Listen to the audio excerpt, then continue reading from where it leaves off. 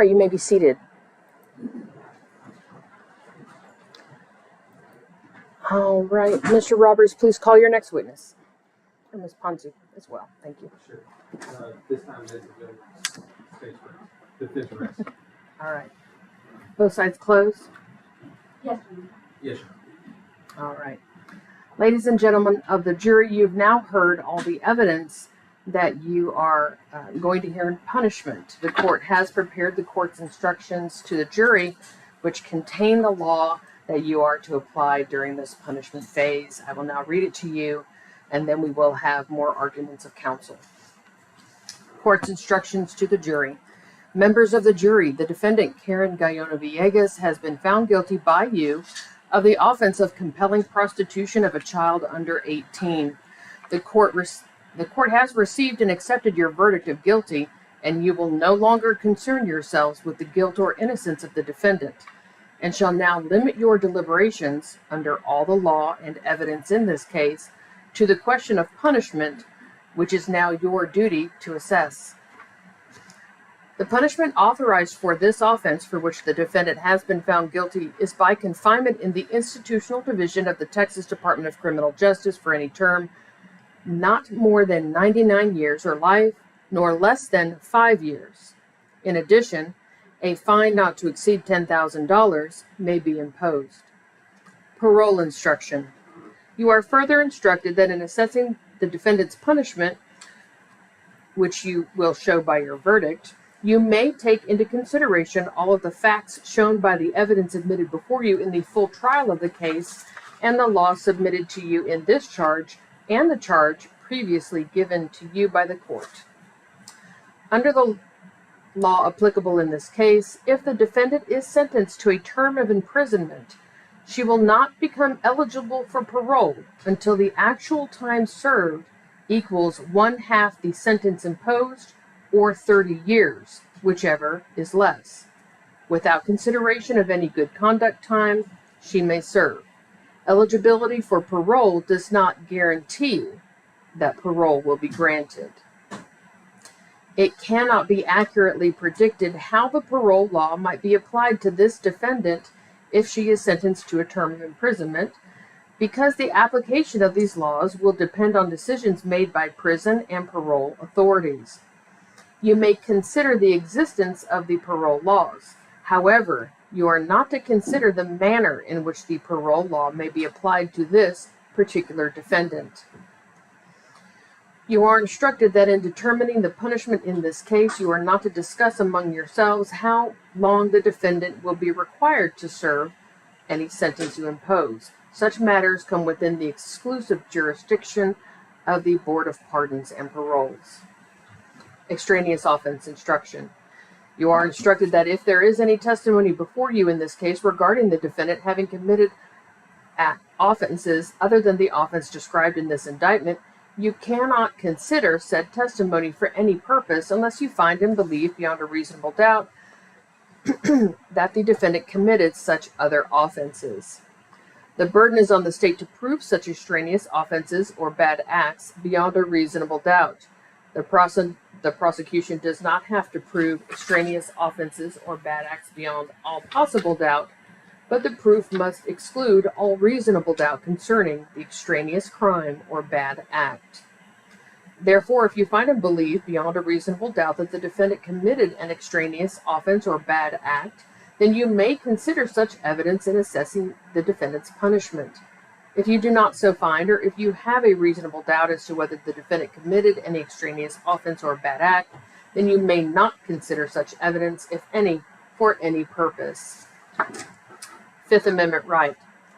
Every defendant has the constitutional right to remain silent. A defendant may testify in her own behalf if she elects to do so, but this is a privilege under the law, and if she chooses not to testify, that fact cannot be held against her. In this case, the defendant has elected not to testify, and you are instructed that you must not refer or allude to that fact throughout your deliberations or take it into consideration for any purpose whatsoever. Instruction regarding bias.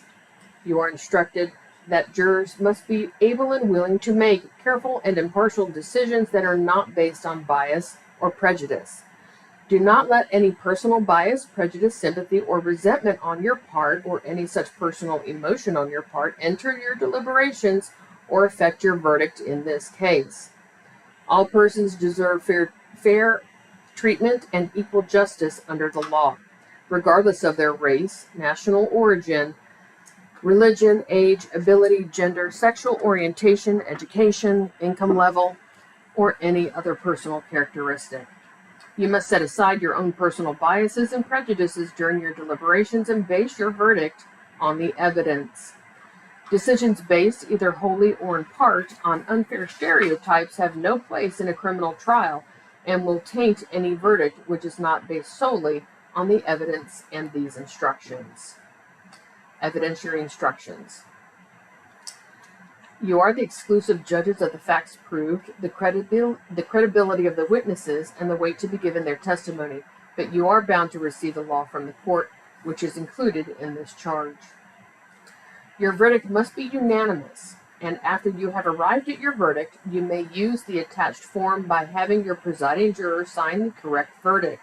You are instructed that any statements of counsel made during the course of the trial or during argument not supported by the evidence, or statements of law made by counsel not in harmony with the law, as stated to you by the court in these instructions, are to be wholly disregarded. You are instructed to not use any cellular device, smartphone, computer, or tablet during your deliberations. If you have a verdict, or if you wish to have a break, turn on the red light and the bailiff will quickly respond.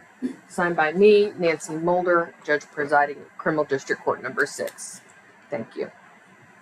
We will now have arguments of counsel. Will the state open or reserve your right? Reserve time. All right, Ms. Pencil. Thank you. Okay. Yes.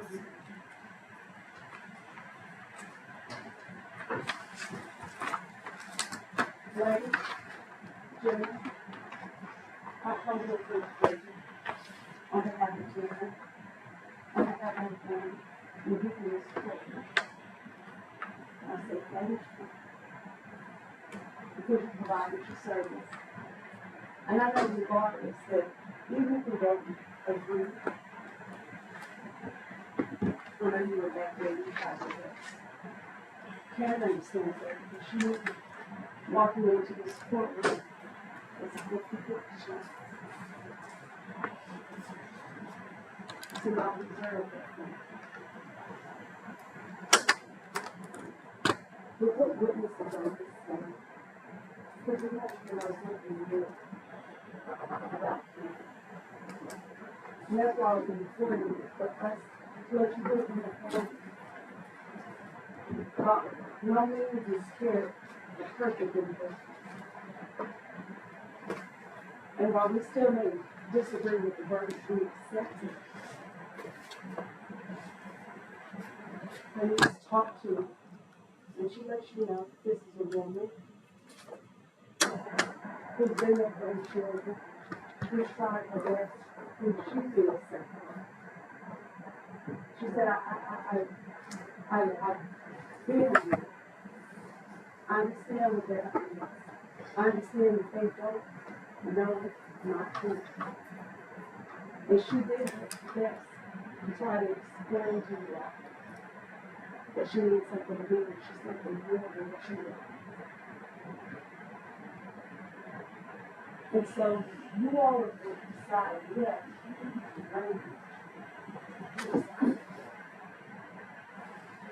I want to ask you to keep in mind that I have to say. Keep in mind that although you don't know her, somebody loves her, somebody's been close to her, somebody felt safe around her. That she has family history, that she has children. Then we're going to come home. Keep in mind that you've done. I'm just going to look at this for now. Y'all had a very, very difficult job. We all had a difficult job. I'm going to ask you to pay attention to the people that know her personally. I'm going to ask that grace and that mercy that Lord is willing to give and they try to tell you all about. I'm going to ask you all to do that now. And I hope that you choose every one. And I still say free. And I want you to talk about it.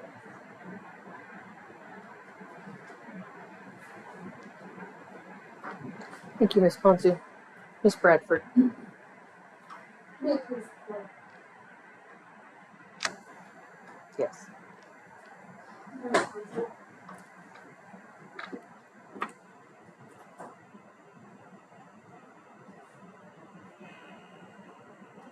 Mercy, grace. Where was the mercy and grace when Marvin asked this defendant? She told her she didn't want to prostitute herself. Where was the mercy and grace then? This wasn't a one-time occurrence. This defendant made Marvin, her stepdaughter, who trusted and loved her, at just the age of 14, repeatedly have sex with men for money.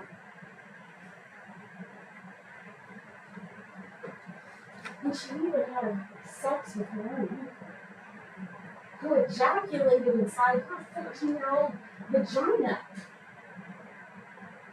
Where was the mercy and grace then? This defendant has shown Marvin no mercy. She's shown him no grace. Now let's be very clear.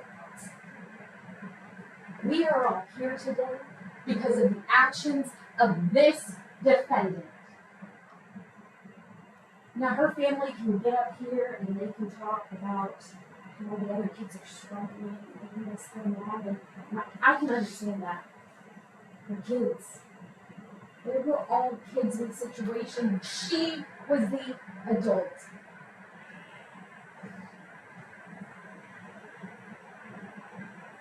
This was her choice. These were her actions. Nobody forced her to compel Marvin to prostitute herself.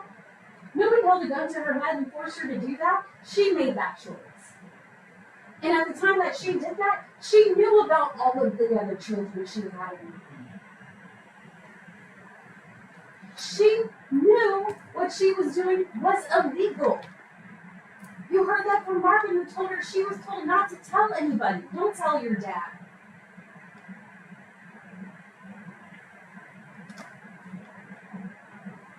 This is Marvin.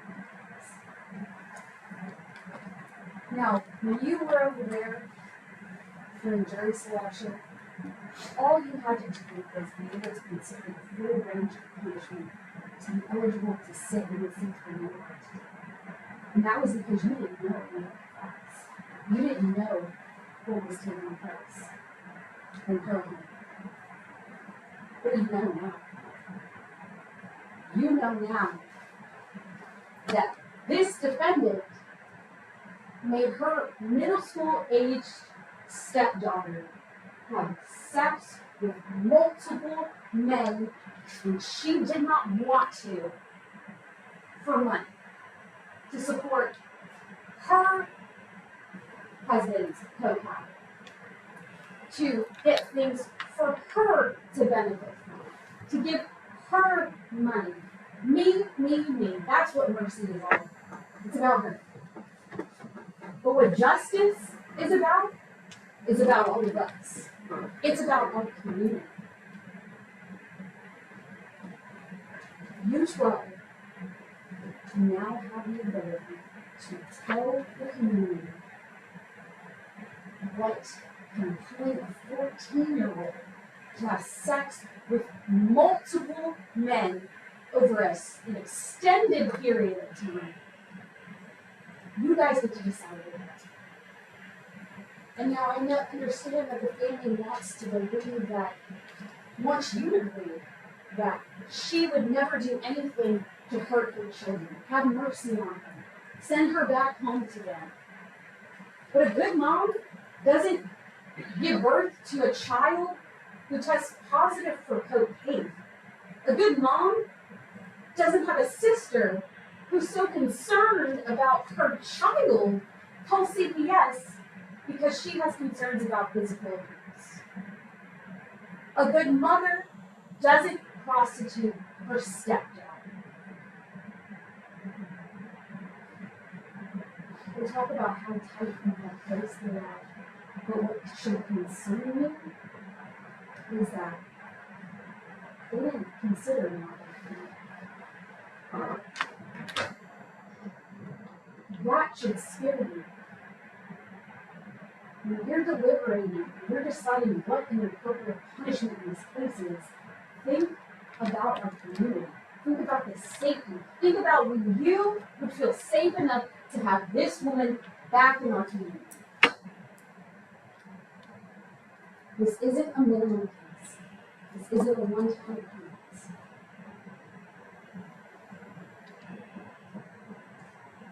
Morgan sat on that stand and she told you, even today, she feels like this is her.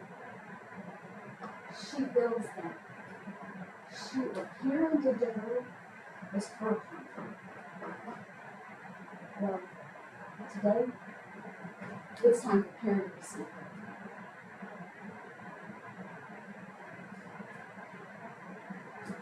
We ask you not to get the